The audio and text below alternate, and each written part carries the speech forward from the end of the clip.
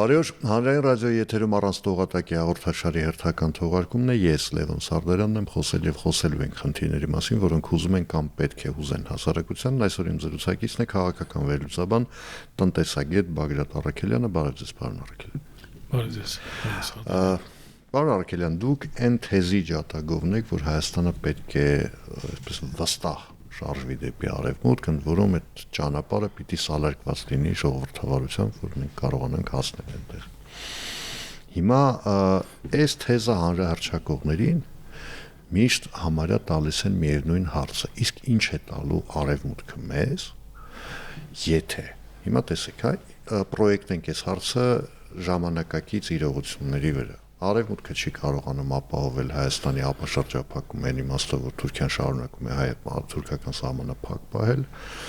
Ադրբեջանը չի ստորագրում խաղաղության համաձայնագիրը, շարունակելով մանևրել այդ նախապայմանների դաշտում, այսպես ասենք։ Այսինքն, այդ ինչ պիտի տա արևմուտքը, հատկապես որ արևմուտքը ասում է, ես նաև քո համար անվտանգության երաշխավոր չեմ։ Ամեն դեպքում մենք 100%-ով մեր հույսը չպետք է դնենք նրա վրա, որ արևմուտքը մեզ պետք է ինչ-որ մի բան տա։ Մենք պետք է աշխատենք նրա վերաբերյալ, որ մենք կարողանանք շարժվենք դեպի արևմուտք։ Այն ինչ որ արևմուտքը տալիս է եւ տվել է արդեն այն պետություններին, որոնք որ մտել են եվրոպական ընտանիքի կազմի մեջ, դա ակնհայտ է, մենք դա տեսնում ենք։ Ես բնակվում եմ հիմա Չեխիայում արդեն երկար տասնամյակներ եւ իմ աչքի առաջ է տեղի ունեցել այն դրական փոփոխությունները, որոնք որ բերել է իր հետ Եվրոմիությունը Չեխիա եւ ոչ միայն Չեխիա, կենտրոնական Եվրոպան, Եվրոպայի երկրները խոսքը միայն ֆինանսական օգնությունների մասին չի բնականաբար, թեպետ ես պետք է ընդգծեմ, որ այն երկրները, որոնք որ մուտք են գործում դեպի Եվրոմիություն եւ դեռ մուտք գործելուց առաջ ստանում են Եվրոմիությունից հսկայական ֆինանսական օգնություն եւ այդ մուտք գործելուց հետո էլ բնականաբար այդ օգնությունը շարունակվում է եւ հաշվարկվում է տասնյակ, եթե ոչ հարյուրավոր միլիարդ դոլարներով, որովհետև յուրաքանչյուր պետությունը պետք է համապատասխանեցվի այն ստանդարտներին, որոնք որ գործում են հիմա Եվրոմիության մեջ։ Մեր աշխատանքը այսօր կայանում է նրանում, որպեսզի մենք յուրաքանչյուր կերպով ստեղծենք ստաբիլ երկիր, որտեղ ոչ ստաբիլ երկիր Եվրոմիությունը չի կարող ընդունել, ընդգրկել իր կազմի մեջ։ Ստաբիլության մեջ ինչ է մտնում, բնականաբար խաղաղությունը։ Հարևանների հետ, եթե ոչ բարեկամական բնականաբար հարաբերություններ, այլ նորմալ բարեդրացիական, այո, հարաբերությունները, որոնք որ հիմք կստեղծեն տարածաշրջանում, ասենք, առևտրական, տնտեսական կապերի, դիվանագիտական, մշակութային, եւ դա այն նախապայմանն է, որը որ այսօր մենք փորձում ենք կատարել։ Ուրիշ հարց է, որ նույն Ադրբեջանը գիտակցելով պարզ, որ հսկայական տարբերություն կա այսօր Ադրբեջանի եւ Հայաստանի միջև, առաջին հերթին նրանում, որ Ադրբեջանում գործում է ավտորիտար համակարգ, այսօր Հայաստանում Փառք Աստծո ժողովրդավարական, դեռևս երիտասարդ ժողովրդավարական, բայց այնուամենայնիվ եւ Ադրբեջանում պարզ գիտակցում են, որ մենք ավելի ընդունելի ենք նույն Եվրոմիության համար, մենք ավելի մոտ ենք գտնվում Եվրոմիությանը, քան թե իրենց այդ համակարգով, իրենց Բայց Ադրբեջանը կներ է քայլ արեց դեպի կենտրոնական Ասիա, այսինքն այդքան հասկանալով եւ ընդունելով հանդերձ, ինքը միացավ այդ C+C5 ֆորմատին, այսպես ձևաչափին, որը միավորում էր կենտրոնական Ասիայի երկրները եւ հիմա այդ ֆորմատը արդեն դարձավ C6։ Այսինքն, ասում եմ, լավ, Եվրոմիությունը հետաքրքիր չի։ Եվրոմիությունը կներեք, Եվրոմիությունը բոլորին է հետաքրքիր։ Չէ, հետաքրքիր չէ այն իմաստով, որ ես այնտեղ չեմ ուզում։ Ես ինքը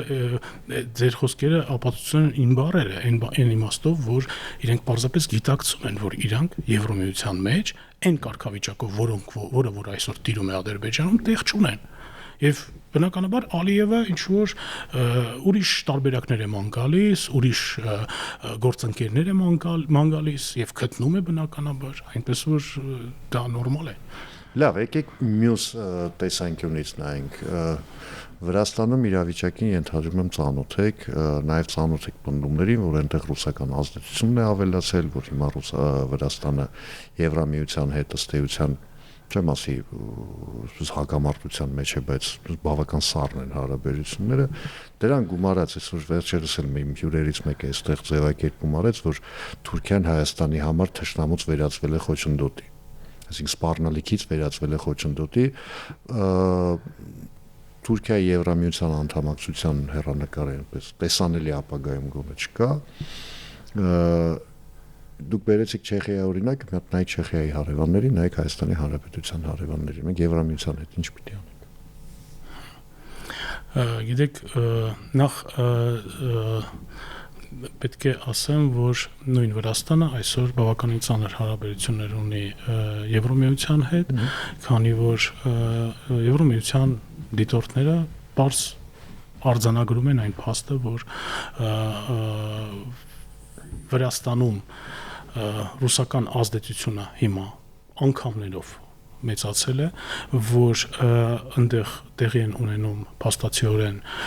մարդու իրավունքների խախտումներ, լրատվամիջոցների ուրեմն արգելակումներ եւ այլն, եւ այդ պատերկաբակով հիմա Եվրամիությունը բավականին լուրջ ինչ որ քայլեր է փորձում ձեռնարկել, հələ չի վերջնականապես ձեռնարկել, բայց այդ քայլերի մասին արդեն տեղեկացվել են Վրաստանի իշխանությունները եւ Եվրամիությունը կարծում եմ, որ ինքը ձեռքը չի քաշի Վրաստանից երբեք, որովհետեւ եթե Եվրամիությունը ընդհանրապես հետաքրքրվածություն ունի մեր ռեգիոնում, ապա այդ հետաքրքրվածությունը Հայաստանի եւ Վրաստանի մեջ է իբրև մի մարմին եւ իսկ հետաքրքրվածությունը միանշանակ կա, որովհետեւ սկսած լոգիստիկ ինչ որ հնարավորություններից, որը որ կստանա Եվրոմիությունը մասնակցությամբ նույն Թրամփի ուղիի մեջ եւ այլն, իրենք այդ քայլերը անելու են եւ կանեն ամեն ինչ, որպեսզի Վրաստանը վերադարձնեն նորից իրենց քողի տակ, այսպես ասեմ։ Ամեն ինչ ասելով ինչ։ Դա ճնշումներ են, դա ուղղակիորեն աշխատանքն է ամենօրյա, որը որ իրենք հիմա ես ունեմ ինֆորմացիա կատարում են վրացական տարբեր պաշտոնյաների հետ եւ միգուցե իրենք վերջո ինչ որ մի առաջարկ կանեն, ես չեմ կարող ասեմ թե ինչ մեթոդոլոգիա են իրենք հիմա օգտագործում կոնկրետ, բայց վերջո երևի թե ինչ որ առաջարկ են պատրաստում, որից որ Վրաստանը պարզապես չի կարողանա հրաժարվել։ Ես չգիտեմ ոնց են դա իրենք հայերը ֆիլմի։ Այո, մոտավորապես։ Այնինչ որ վերաբերվում է Թուրքիայի, Թուրքիան այսօր տնտեսապես գտնվում է բավականին վատ վիճակում, եթե ոչ սարսափելի վիճակում։ Դրան նպաստել է եւ տնտեսական ընդհանուր վիճակը, եւ այն աղետները, որոնք որ տեղի ունեցան, եւ նույն Էրդողանի արդեն անկումը իբրև քաղաքական գործիչ եւ քաղաքական հայր, որը որ տարել է այս տարիներին Թուրքիան։ Իրենք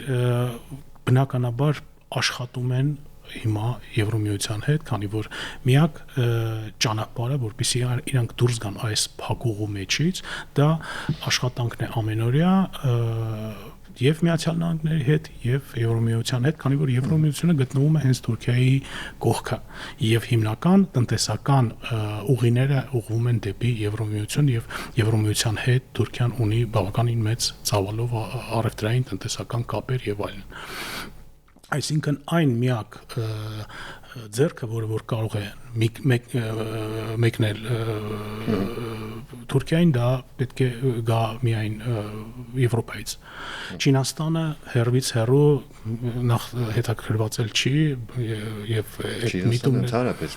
ինքը իրանք բավականին ծանր հարաբերությունների մեջ նույնիսկ կարող են գտնվել, այսինքն միակ տարբերակը Թուրքիայի համար դա Եվրոմիությունն է։ Իսկ Եվրոմիությունը, ինչպես ես մի քիչ վեր ասեցի, հետաքրքրված է մեր ռեգիոնի մեջ։ Այսինքն Եվրոմիությունը դրվագներ է ստեղծում հիմա եւ արդեն է ստեղծել այն բանի համար, որպեսզի Թուրքիան եւ Ադրբեջանը գնան այդ ոչ միայն համաձայնագրի, այլ կոնկրետ արդեն պայմանագրի եւ սահմանների բացմանը։ Այն պահին, երբ սահմանները բացվեցին Հայաստանի համար, Հայաստանը կունենա հնարավորություն նորմալ ցամաքային ճանապարհի դեպի Եվրոմիություն, այսինքն կունենա հնարավորություն հայկական տնտեսությունը դիվերսիֆիկացիա անելու։ Իսկ այդ դիվերսիֆիկացիան մեզ այսօր հացի եւ ջրի նման անհրաժեշտ է, որովհետեւ մեր տնտեսությունը հսկայական տոկոսներով հիմա հասել է 40-50%, մի քիչ նվազել է, բայց այնուամենայնիվ կապված է Ռուսաստանի հետ։ Այսինքն, եթե մենք խզենք մեր կապերը, տնտեսական թեկուզ կապերը Ռուսաստանի հետ, ինչը որ Ռուսաստանի ձեռքերում է այսօր գտնվում, հա, Լարսի սահմանապահ հետ կետը եւ այլն, եթե մեր մոտ ինչ որ մի պատճառով մենք խզենք այդ կապերը, մենք միանգամից կհայտնվենք ինչ որ մի կիսաաղետային իրավիճակի մեջ, տնտեսական իմաստով։ Դրա համար այդ դիվերսիֆիկացիան մեզ պետք է։ Իսկ այն օրը, երբ այդ սահմանը բացվեց եւ մենք ձեռք բերեցինք Եվրոմիության մեջ արդեն գործընկերներ, որոնց հետ մենք կոնկրետ արդեն ինչ որ ապրանքափոխանակության մեջ կմտնենք,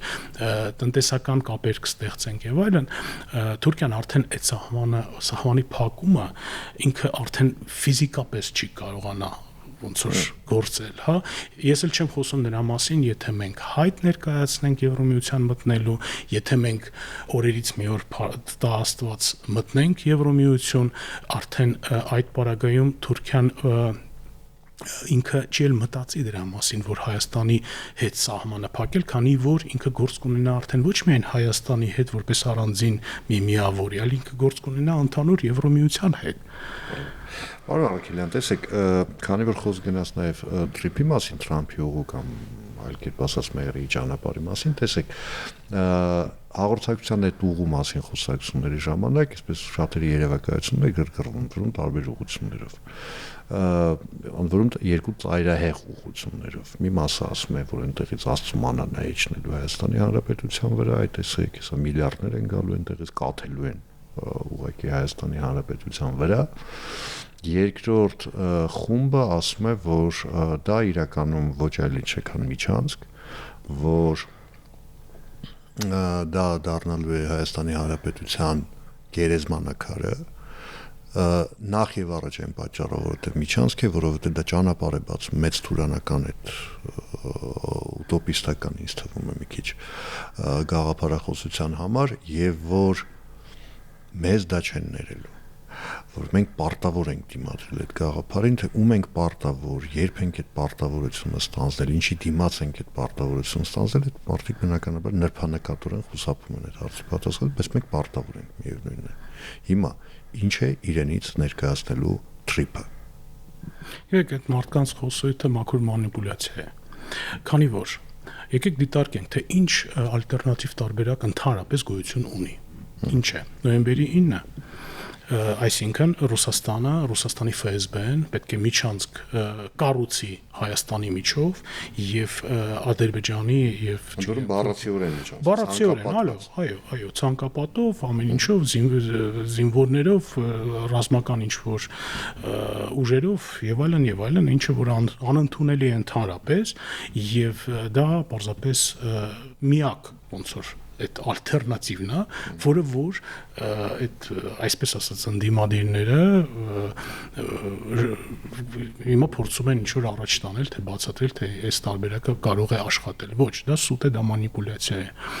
Այն ինչ-որ վերաբերվում է Թրամփի ուղուն, այո, Թրամփի ուղին ունի իր ինչ-որ միգուցե դրական, միգուցե ինչ-որ բացասական երևի թե կողմեր է, մենք այդ բացասականի մասին դեռևս չգիտենք, ժամանակը միգուցե ցույց կտա, բայց այնուամենայնիվ դա միակ տարբերակն է մեր համար, որpիսի մենք կարողանանք ստեղծենք այդ ճանապարհը, մենք կարողանանք պահենք Սյունիքը իբրև հայկական, քանի որ Սյունիքում կլինի ամերիկյան ներկայությունը եւ ոչ միայն Սյունիքի մասին է այսօր խոսքը, այլ ընդհանրապես Հայաստանի մասին է խոսքը, եթե ամերիկյան կապիտալը վերցնենք պատմությունը մեր նույն 20-րդ դարի այնտեղ որտեղ որ մտնում է ամերիկյան կապիտալը, այդ երկրները կամ այդ տարածքները, այդպես ասեմ, իրենք ավտոմատիկորեն մտնում են ամերիկյան հետաքրությունների մեջ։ Իսկ ամերիկյան հետաքրությունները արդեն իրենց հետևից բերում են եւ այն պաշտպանվածությունը, եւ այն սատարումը, եւ բազմաթիվ ուրիշ թեզերը, որոնք որ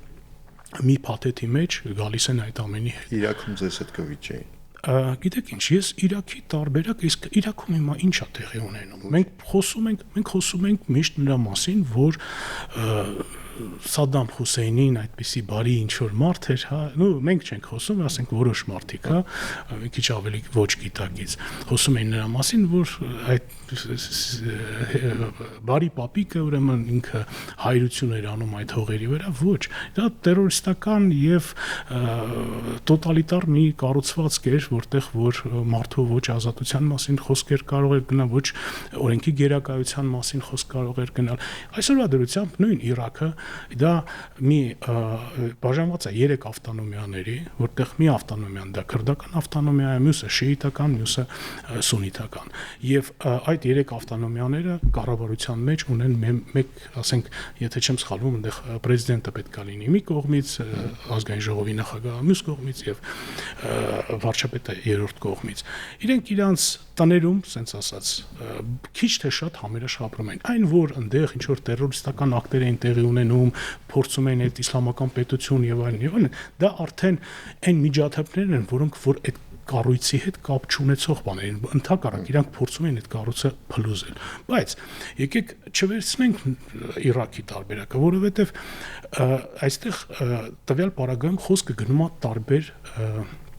կրոնական մշակույթների մասին։ Միացյալ Նահանգներ եւ մուսուլմանական, հա, այն էլ տարբեր տեսակի մուսուլմանական, ասենք,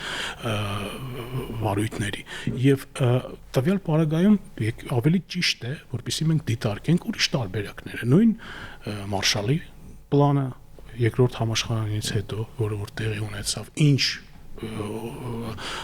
աճի բերեց նույն Եվրոպայում։ Այսինքն ներողություն, ձեզ օրինակ այն որ $500 միլիոն մոտավորապես մեր IT ոլորտում հեսա ներդրում է լինելու,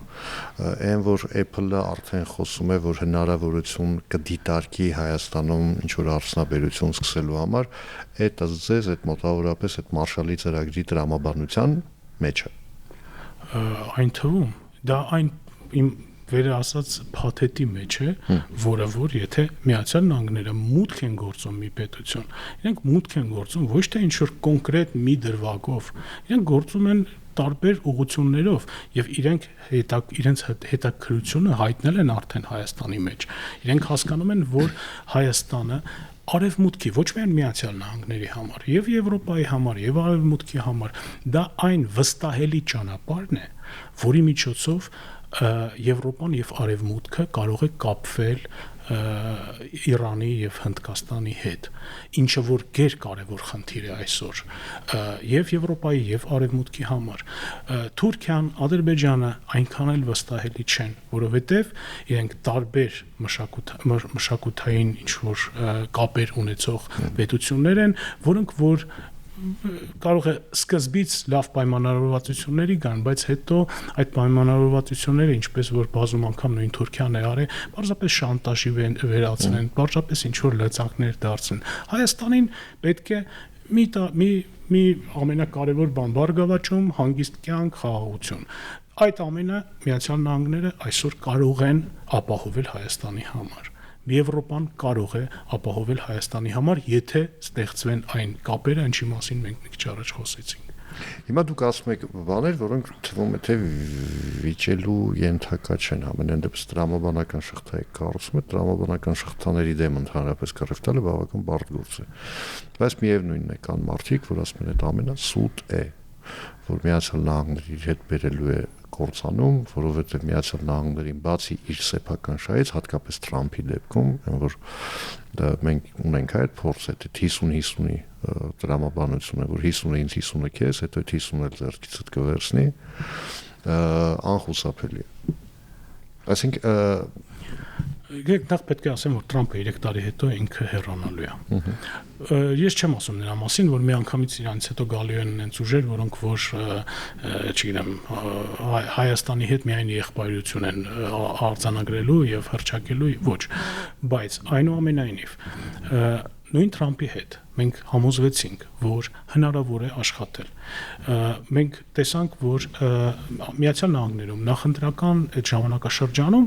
Ալիևը ակնհայտորեն ինքը սատարում էր Թրամփին։ Մենք փառք Աստծո ինչ որ ավելի հանդարտ կարգավիճակում էին գտնվում, ուղղակիորեն ոչ մեկին չենք սատարում եւ դա չօգնեց Ալիևին։ Դա չօգնեց նրան, ինքը այն հույսերն էր 20 թվական 2 կան։ Այո, ինքը այն հույսերն էր ուրեմն պահում, որ ինքը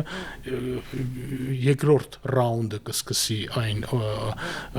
գործողությունների, որ ինքը սկսեց 20 թվականին եւ ինքը կհաջողվի։ Չհաջողվեց։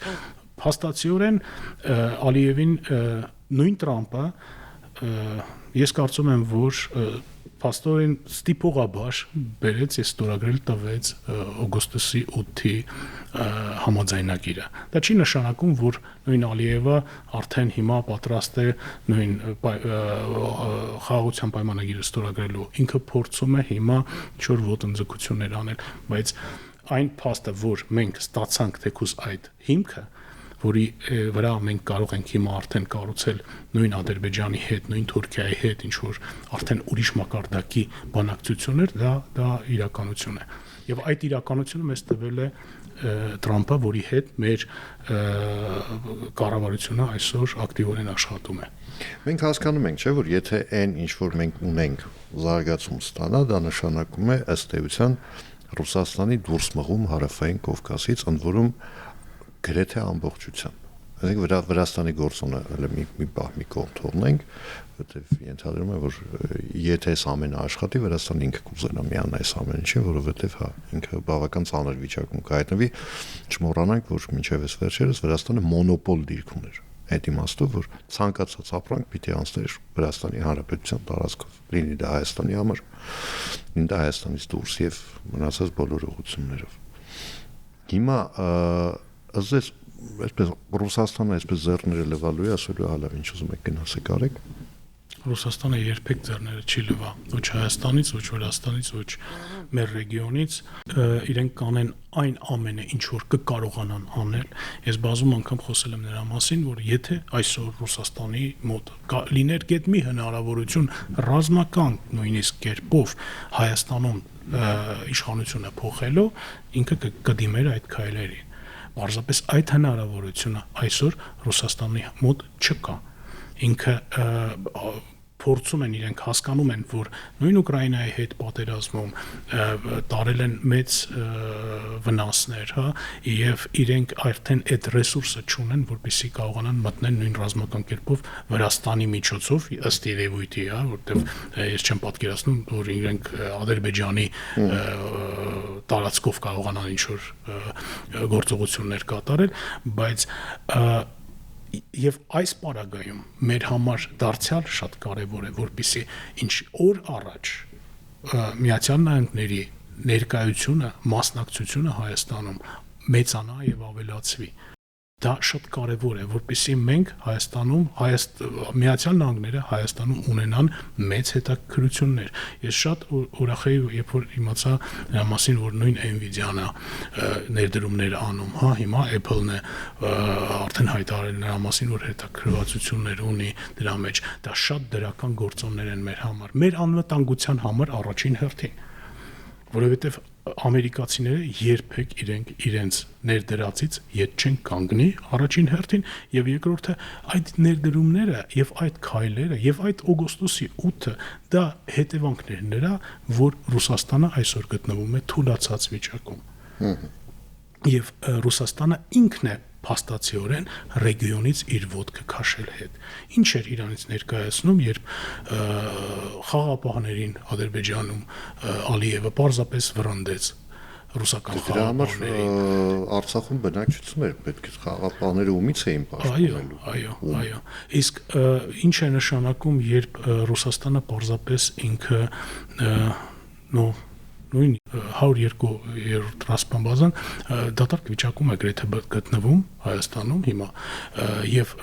բազմաթիվ ինչ-որ ռազմամիջոցներ են, նույնիսկ ինչ-որ զինվորներ են տարվել, ճակատ եւ այլն եւ այլն։ Եվ այդ թուլացման նշանները երևում են պարզապես ամեն օր։ Եվ մենք այս հնարավորությունների պատուհանը պետք է օգտագործենք։ Քանի որ Ռուսաստանը, եթե Աստված չանի, կարողանա նորից գլուխը բարձրացնել մեր ռեգիոնում, ինքը չի կանգնի ոչ մի բանի առջև, այն թվում եւ ռազմական ինչ-որ գործողությունների առջև։ Տեսեք, այսպես ամփոփելով, դուք նաեւ այս վերջերս պնդում եք արել, որ պրոռուսականությունը Հայաստանում դա գործակալական ցանց է, այսինքն դա գաղափարախոսություն կամ գաղափարաբանություն չի, դա գործակալական ցանց է։ Հիմա ես միշտ այդ հարցը տվել եմ մարդկանց, որոնք նման պնդում են անում, ես ուզում եմ ինքս էլ ինձ համար հասկանալ, հա։ Ձեզ չեն կարող լինել մարդիկ, որոնք Ռուսաստանը այսպես որպես մշակութային կենտրոն են ընկալում, հա, որպես չգիտեմ, օրիենտիր որոշակի բարոյա հոգեբանական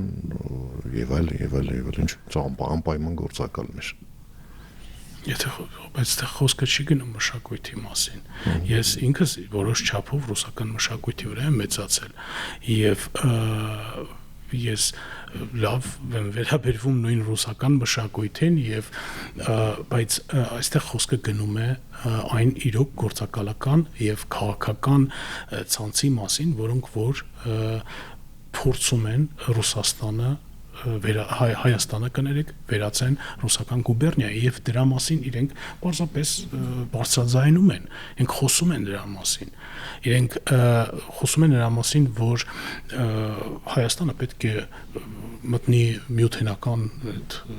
պայմանագրի մեջ, որ Հայաստանը պետք է Բելարուսի կամ նույնիսկ Թաթարստանի նման մի կազմավորում դառնա, դա ակնհայտ է։ Դա ոչ մի կապ չունի ռուս մշակույթի հետ եւ ռուսական ինչ-որ մշակութային կապերի հետ։ Այո, մարդիկ կան այսօր, որոնք որ հիշելով, չգիտեմ, սովետական միության են լավ ժամանակահատվածը, ինչ-որ նոստալգիկ հիշողությունները գալով խոսքը ավակ սերնդի մասին է։ Իրենք Ռուսաստանը մինչև օրս ընկալում են իբրև այն սովետական ինչ-որ մշակութային, ինչ-որ մի կենտրոն, բայց այսօրվա Ռուսաստանը արդեն այդ կենտրոնը չի ներկայանում։ Այդ ամենը այնտեղ ոչնչացվել է, նույնիսկ այսօրվա դրությամբ պատերազմից հետո բազմաթիվ ռուս նույն մշակույթի ներկայացուցիչները հեռացել են Ռուսաստանից, սկսած, չգիտեմ, նույն Ալլա Պուգաչովայից եւ վերջացրած բազմաթիվ ուրիշ հետաքրքիր մարդկանցով գրողներ, կոմպոզիտորներ եւ այլն, եւ խոսել նրա մասին, որ այսօր Ռուսաստանը Իրանից ներկայացնում ինչ-որ մշակութային կենտրոն, որի վրա մենք կարող ենք ինչ-որ ուղղություն բռնել, դա պարզապես քրիստոնեական արժեքներ։ Քրիստոնեական արժեքները, գիտեք, ես վերջերս իմացա, որ Ռուսաստանում հիմա եկեղեցու թեման չեմ ուզում բացեմ, բայց պարզապես հայ առաքելական երկու եկեղեցի է բացվել, որի վրա գրվել է, որ հայ առաքելական ուղղափառ եկեղեցի։ Այդ քրիստոնեական արժեքները իրենք օգտագործում են պետական, քաղաքական ինչ-որ իբրև քաղաքական լծակներ։ Եվ այդ քրիստոնեական արժեքները մենք պետք է հասկանանք ինչի մասին ենք մենք ընդհանրապես մենք ինքներս մեր հավատքի եւ մեր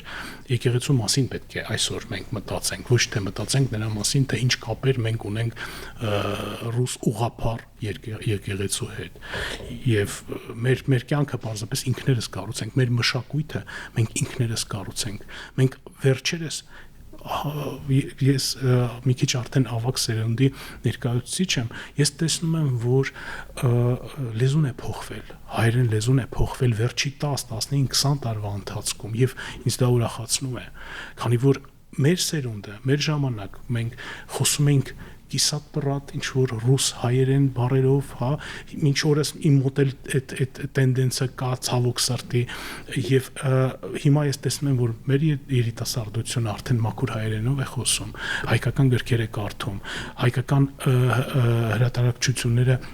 բազմաթիվ հետաքրքիր գրքեր են հրատարակում եւ այլն, այդ մշակույթը մեր մոտ մենք պետք է զարգացնենք, ոչ թե ուղղություն պահենք ինչ որ ռուսական կամ յուրաքանչյուր ուրիշ մշակույթի վրա։ Շնորհակալություն զրույցի համար։ Հիշեցնեմ այսօր իմ զրուցակիցն էր քաղաքական վերլուծաբան տնտեսագետ Բագրատ Առաքելյանը, ես Լևոն Սարդարանն եմ, կհանդիպենք արդեն վաղը նույն ժամին, նույն վայրում, հաջողություն եւ համբերություն բոլորիս։